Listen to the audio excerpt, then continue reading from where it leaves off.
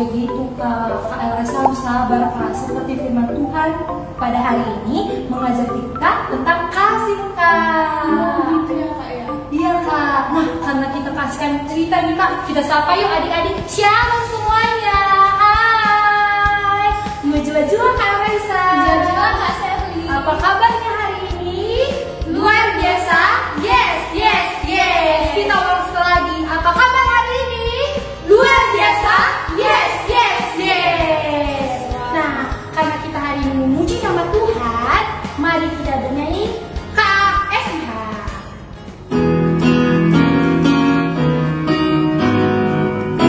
Buat gerakannya ya.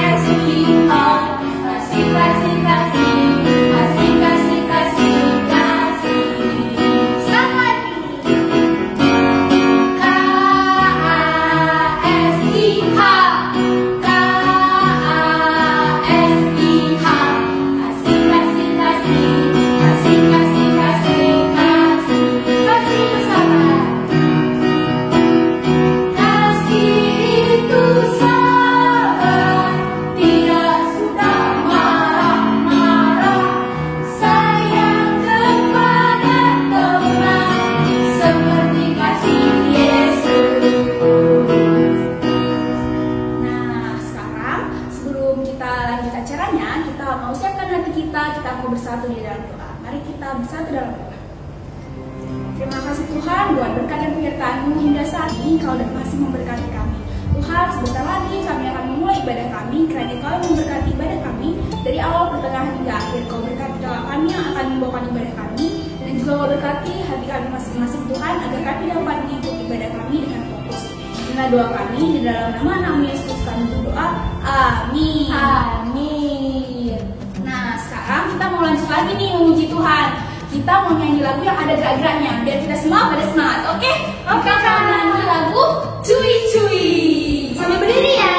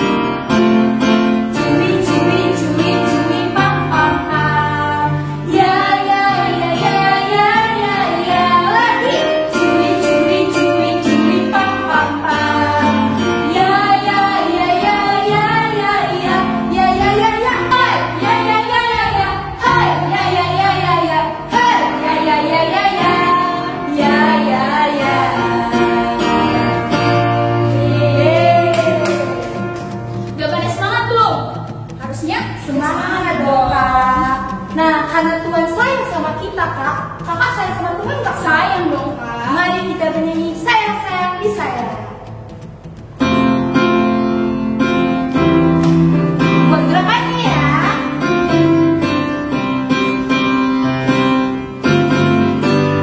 Sayang-sayang disayang, aku disayang Tuhan, aku diangkat jadi anaknya, aku disayang Tuhan.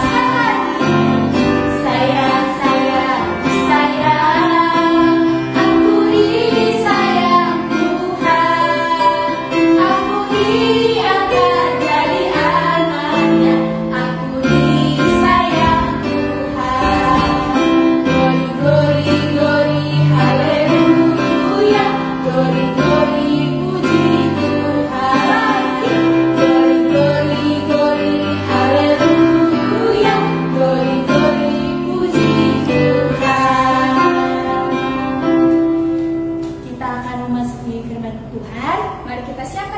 kita, mari kita nyanyikan lagu Kasih yang Sempurna.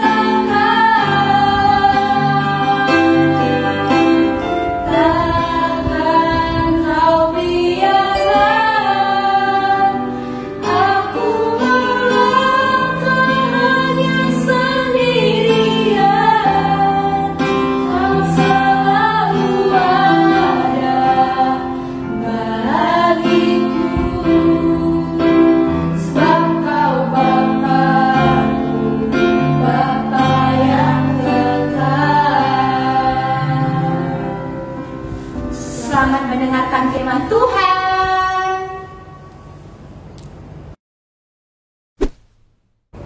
Shalom semuanya. Apa kabarnya hari ini? Semuanya pastinya sehat-sehat ya. Oke, sebelum kita memulai mendengarkan firman Tuhan, kita mau berdoa. Yuk anak-anak sekolah minggu, kita lipat tangannya, tutup matanya, tundukkan kepalanya, kita bersatu di dalam doa.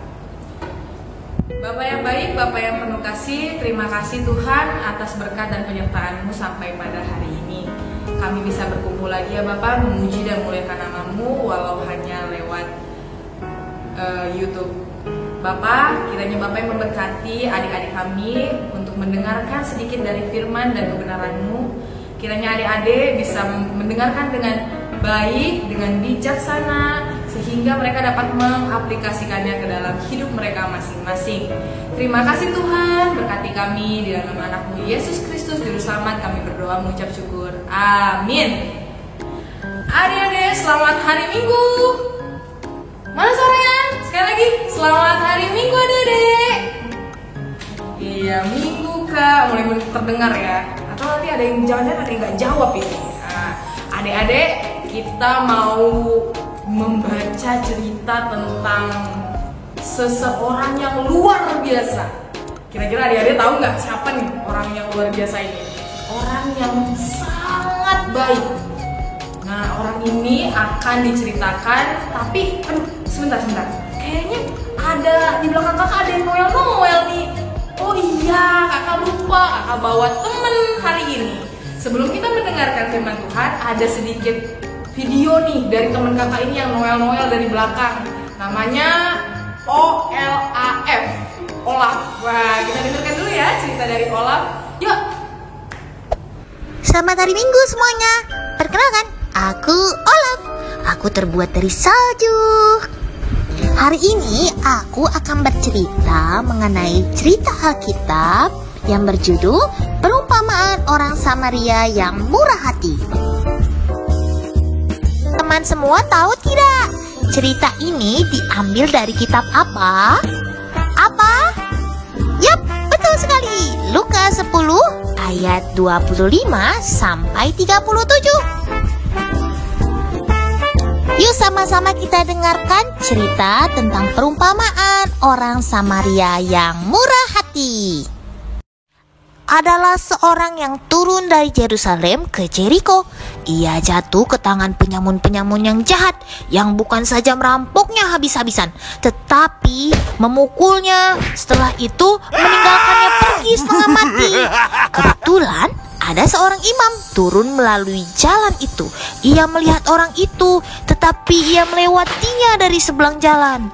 Wah, imam itu kenapa tidak membantu orang tersebut ya kawan-kawan? Padahal kan orang tersebut butuh bantuan. Demikian juga seorang Lewi datang ke tempat itu. Ketika ia melihat orang itu, ia melewatinya dari seberang jalan. Kenapa tidak ada yang membantu? Kalau teman-teman pasti mau membantu ya kan? Ya.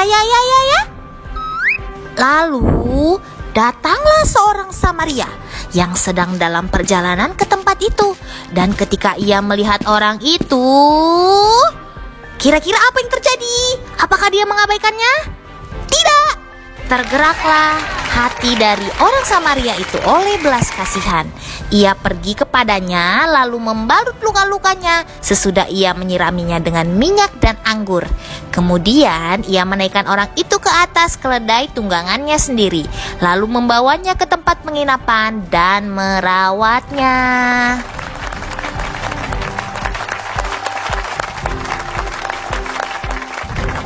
Ternyata kebaikan orang Samaria ini tidak berhenti sampai di situ saja kawan-kawan. Karena keesokan harinya ia menyerahkan 2 dinar kepada pemilik penginapan itu.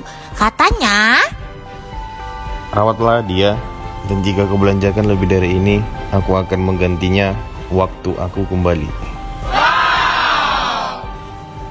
Nah, itu dia teman-teman, cerita tentang perumpamaan orang Samarinda yang murah hati. Olaf percaya alias kalau anak-anak GBKP Setiabudi semuanya adalah anak-anak sekolah minggu yang murah hati.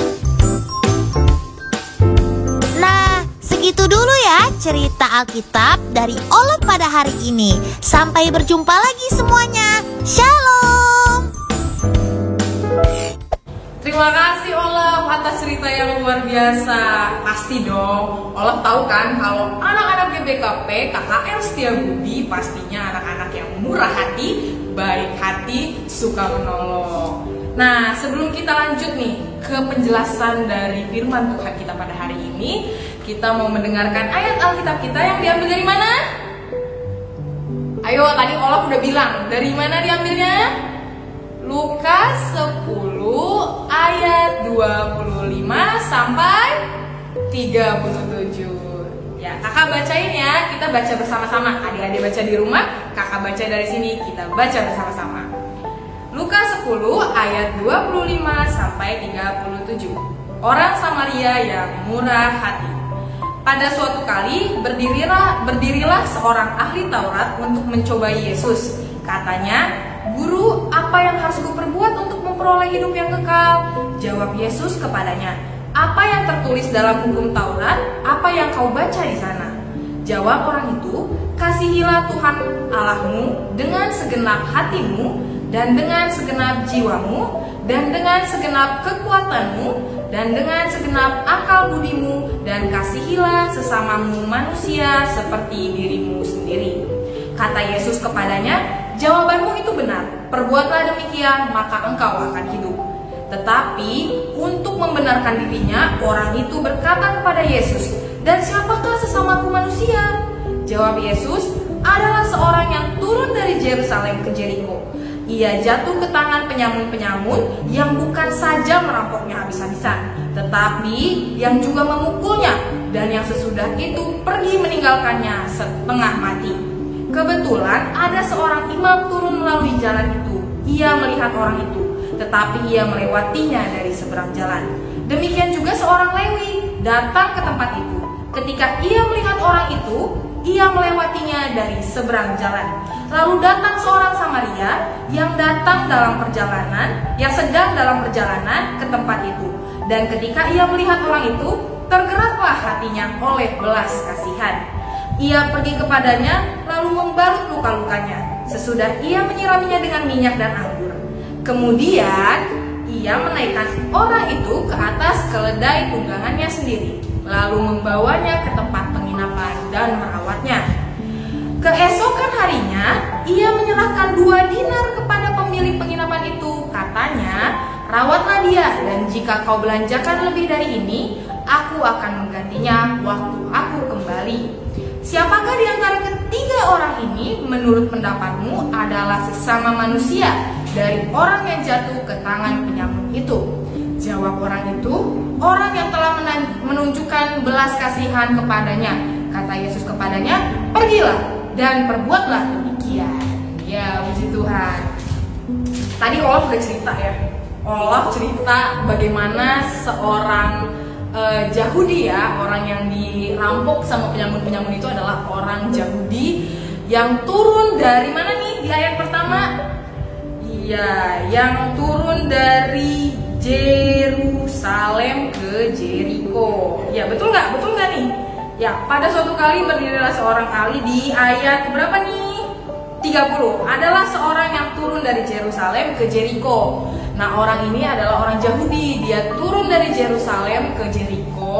Nah, udah nih dalam perjalanan kan, tadi kayak kita lihat dari ceritanya si Olaf. Nah, teman-teman tahu nggak ketika dia dirampok penyamun-penyamun, gimana sih rasanya ketika kita dijahati sama orang-orang? Kita sedih ya kan? Selain sedih kita apa? Kita marah.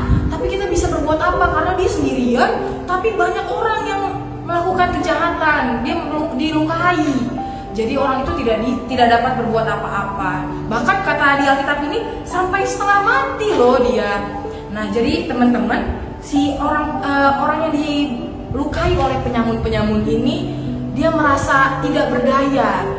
Ditambah lagi ada orang yang lewat. Pastinya kita berharap ya ada yang dia membantu. Si imam-imam tadi membantu, tapi ternyata dia lewat. Orang Lewi itu pun lewat juga. Tapi ketika orang Samarinda melihat dia terluka, jatuh di situ, dia langsung membantunya. Berarti apa teman-teman artinya? Orang Samaria ini memiliki belas kasih, memiliki hati nurani. Nah, kalau yang punya hati nurani, punya kasih itu ciri-ciri anak Tuhan bukan?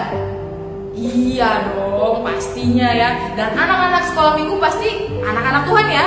Iya, berarti harus suka menolong, harus seperti orang Samaria ya. Iya benar. Nah, teman-teman tahu nggak? Pada ayat kelima ini, pada suatu kali berdirilah seorang ahli Taurat untuk mencoba Yesus. Nah, kalau teman-teman tahu, ahli Taurat itu adalah orang yang ahli dalam kitab Taurat. Karena dulu masih ada kitab Taurat ya, yang dibuat oleh siapa? Dibuat oleh Tuhan melalui Musa. Orang-orang percaya bahwa kalau misalnya udah ahli berarti kan Kak, udah kayak guru aku Kak, udah kayak dosen, atau udah kayak mama sama bapak aku Kak. Iya benar, kalau udah ahli berarti udah top markoto. Tapi di sini dia mau mencobai Tuhan Yesus kawan-kawan. Dia merasa bahwa gak mungkin ada yang lebih ahli daripada aku yang adalah ahli Taurat. Gak mungkin. Dia gak percaya bahwa Tuhan Yesus itu Tuhan. Ayo, di antara kalian masih ada yang seperti ahli Taurat ini enggak? Yang masih gak percaya kalau Tuhan Yesus itu Tuhan? Kita lihat kelanjutannya. Guru, apa yang harus kuperbuat untuk memperoleh hidup yang kekal? Katanya si ahli Taurat, yang udah pasti dia sebenarnya udah tahu jawabannya. Terus kata Yesus kepadanya, apa yang tertulis dalam hukum Taurat? Apa yang kau baca di sana? Kata Tuhan. Terus habis itu si ahli Taurat ini jawab lagi, kasihilah Tuhan Allahmu dengan segenap hatimu, dan dengan segenap jiwamu, dan dengan segenap kekuatanmu, dan dengan segenap akal budimu, dan kasihilah sesamamu manusia seperti dirimu sendiri. Berarti ada dua nih yang paling penting. Apa tuh yang dibilangnya tadi? Kasihilah Tuhan Allahmu, habis itu kasihilah sesamamu manusia. Ya, Tuhan Yesus sudah pernah bilang ini. Kayaknya kita udah pernah jumpa sama ayat ini. Sering banget Tuhan mengingatkan bahwa yang paling penting dan yang paling utama adalah kasihilah Tuhan Allahmu. Baru setelah itu apa? Kasihilah sesamamu manusia. Nah, tapi si ahli Taurat ini nggak merasa puas kan? Aduh, kenapa sih orang ini bisa jawab pertanyaannya? Aku mau tanya lagi yang lebih ekstrim gitu ya katanya. Nah, tetapi untuk membenarkan dirinya, orang itu berkata kepadaku, dan siapakah sesamaku manusia? Katanya. Waduh, kok gitu jawabannya ya? Dia nggak pengen kalah teman-teman.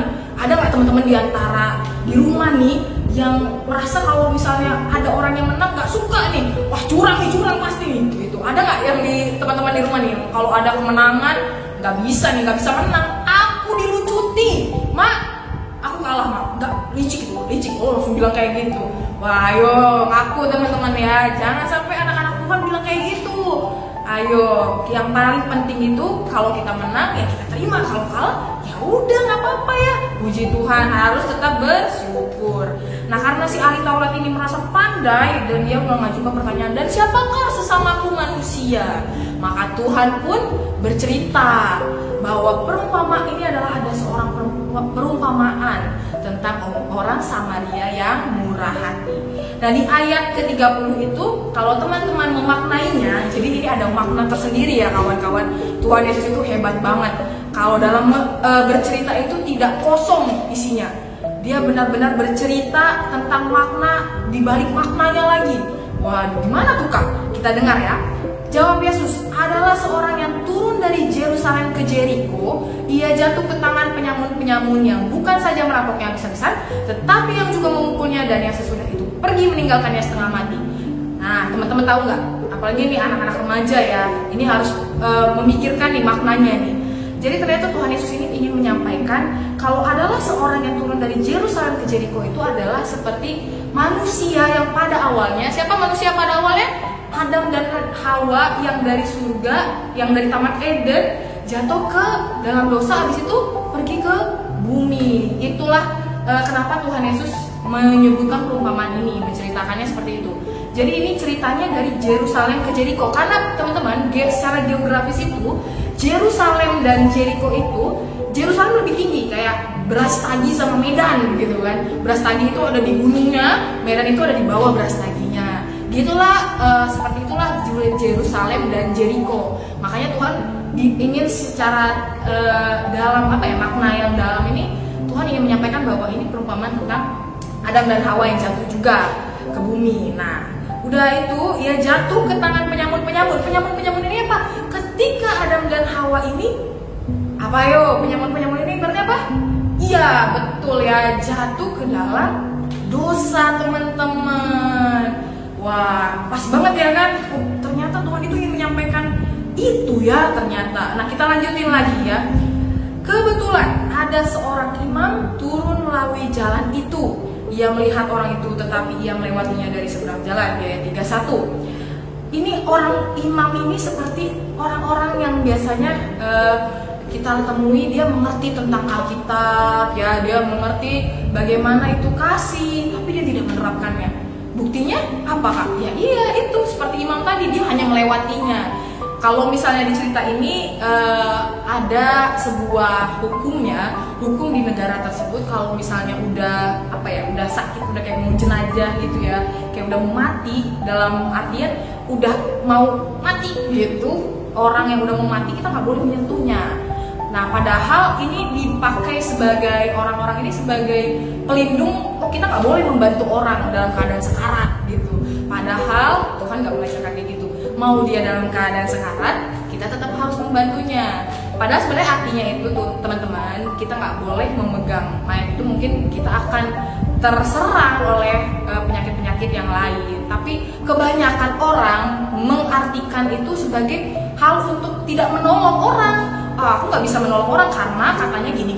Ayo siapa yang sering bikin alasan kayak gitu? Aku nggak bisa bantuin mama karena aku sakit perut. Padahal nggak sakit perut adik-adik. Wah, jangan seperti itu ya.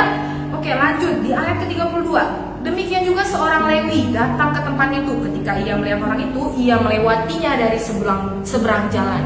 Teman-teman, orang Lewi dan orang yang dirampok ini ternyata mereka satu bangsa, teman-teman. Mereka satu bangsa, sama-sama bangsa Yahudi. Tapi kenapa ya orang Lewi ini tidak mau membantu? Kayaknya memang orang Lewi ini bukan menjadi suatu alasan bahwa sebangsa itu harus membantu ya. Buktinya ini orang Lewi tidak mau membantu orang tersebut ya. Nah jangan sampai seperti itu ya teman-teman. Tidak mau menolong kakaknya sendiri, tidak mau menolong abangnya sendiri, tidak mau menolong orang tua lagi, lebih parah. Aduh. Oke, lanjut ke ayat 33. Lalu datang seorang Samaria yang sedang dalam perjalanan ke tempat itu, dan ketika ia melihat orang itu, tergeraklah hatinya oleh belas kasihan. Teman-teman tahu gak, orang Samaria ini kira-kira siapa sih? Kenapa tadi orang Lewi yang satu bangsa gak mau nolong? Imam tadi yang lewat aja, lempeng aja, gak mau nolong juga. Kira-kira orang Samaria ini yang diartikan sebagai siapa? Coba. Siapa? Iya, betul banget. Sebagai Tuhan Yesus. Tuhan Yesus inilah orang Samaria yang mau membantu. Kan tadi kakak bilang kan, orang yang dirampok oleh penyamun-penyamun ini adalah makna dari si Adam dan Hawa. Adam dan Hawa itu seperti kita, manusia yang jatuh ke dalam dosa. Nah, Tuhan Yesus ini datang seperti orang Samaria ini. Kan teman-teman tadi udah denger kan Olaf cerita gimana sih orang Samaria ini udah dia tolong, dia kasih dianterin lagi ke penginapannya pakai keledainya itu ya teman-teman. Terus udah gitu dia nggak tanggung teman-teman, dikasih sama dia 2 dinar. Nanti kalau kurang nanti bilang aku aja ya, kata orang Samarianya. Wah bener-bener ya orang Samaria ini penuh sekali ya teman-teman kebaikannya. Patut diacungkan jempol. Teman-teman sekalian, itulah maknanya. Kenapa sih kita kalau manusia-manusia yang ada di muka bumi ini ketika udah jatuh ke dalam dosa kita udah pasrah aja? Enggak bisa teman-teman. Tuhan itu datang untuk menyelamatkan kita. Melalui firman ini kita dapat mengetahui bahwa kita tetap harus saling menolong, saling berbuat jahat. Enggak. Berbuat apa? Berbuat baik. Jadi kalau teman-teman punya teman yang dalam kesakitan, ya dijenguk ya. Kalau di masa-masa COVID ini hati-hati ya, kalau mau jenguk orang harus pakai masker ya. Jangan lupa protokol kesehatan. Nah teman-teman sekalian, kalau teman-teman udah merasa Kak aku udah baik kok, ayo coba teman-teman. Orang baik itu nggak pernah bilang kalau aku adalah orang baik, tapi tunjukkan dalam perilakunya. Kak berarti kalau kayak gitu, kalau ada teman aku minta tolong nih, tolong dong bagi jawaban pas lagi ujian, aku harus menolong dia dong Kak. Tidak begitu ya kawan-kawan. Itu artinya kalian membantu orang yang malas, bukan orang yang membutuhkan pertolongan. Nah beda kan, beda ya, membantu orang yang malas dan orang yang butuh pertolongan. Nah gitu ya teman-teman. Oke, ayat kita pada hari ini di Lukas 10 ayat 25 sampai 37 mengingatkan kita untuk menjadi seperti orang Samaria yang baik hati. Ya puji Tuhan ya teman-teman, kakak percaya kita semua adalah orang-orang pilihan Tuhan yang murah hati, yang mau menolong, yang mau juga dengan ringan tangan, dengan tulus hati menolong sesama kita manusia tanpa memandang siapa itu dia itu dari mana, dia itu apa, oh dia itu cacat atau bagaimana. Kita tetap harus menolong. Ya.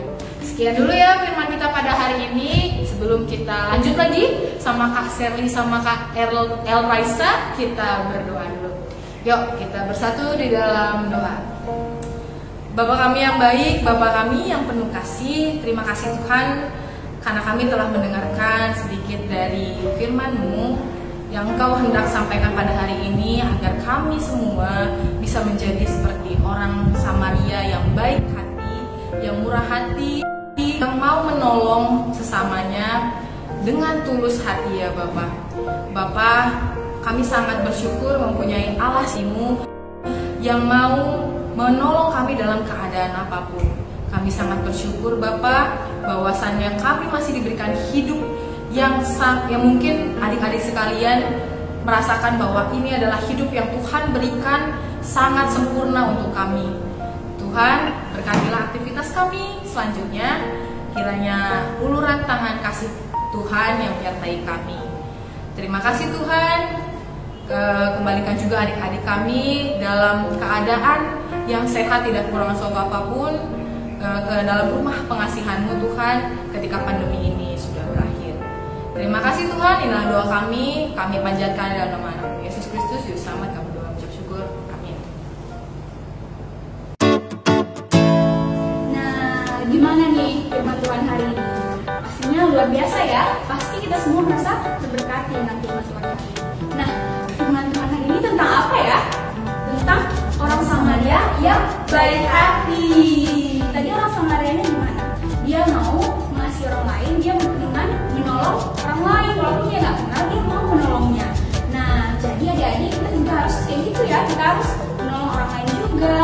Nah, kita harus mengasihi orang lain, kita mengasihi orang lain dengan kasih Tuhan. Nah, sekarang kita ada kuis nih. Kuisnya apa, Kak?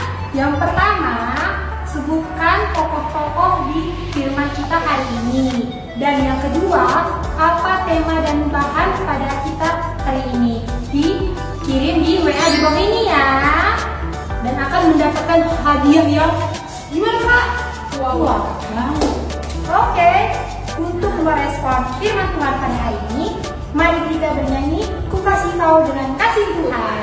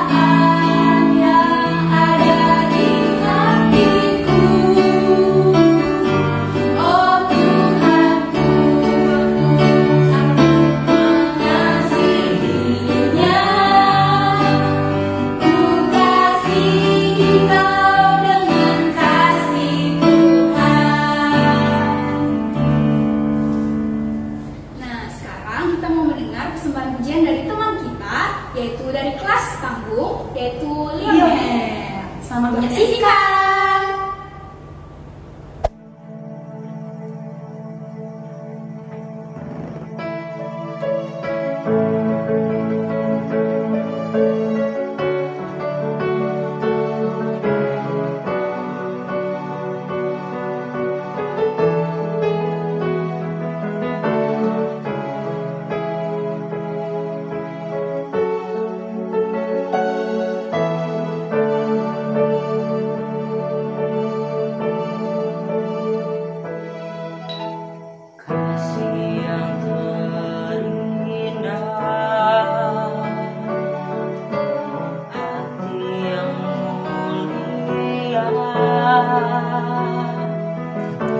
Hanya ku temukan di dalammu,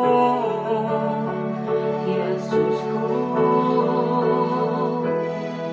Pujian dari hatiku selalu di setiap waktuku. Tiada pernah berubah kasih-Mu. Karya terbesar dalam hidupku, pengorbanan-Mu yang selamatkanku. Engkaulah harta yang tak ternilai, yang ku miliki dan ku hargai. Yesus, Engkau ku kagumi. Karya terbesar dalam hidupku, pengorbanan-Mu yang selamatkanku. Engkaulah harta yang tak ternilai, yang ku miliki dan ku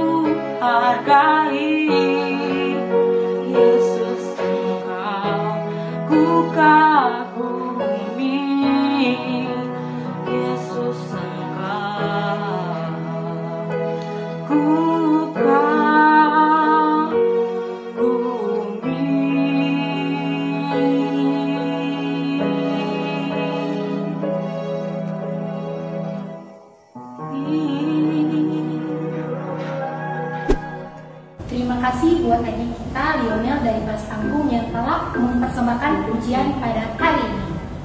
Ayat hafalan kita diambil dari Roma 12 ayat 9. Roma 12 ayat 9.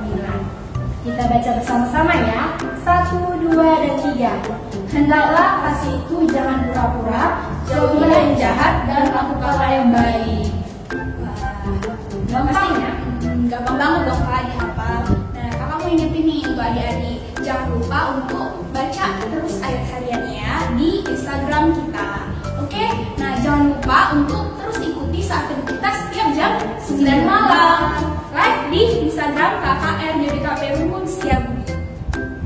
Kita akan mengumpulkan persembahan. Mari kita dengerin pasu-pasu Bas Tuhanai.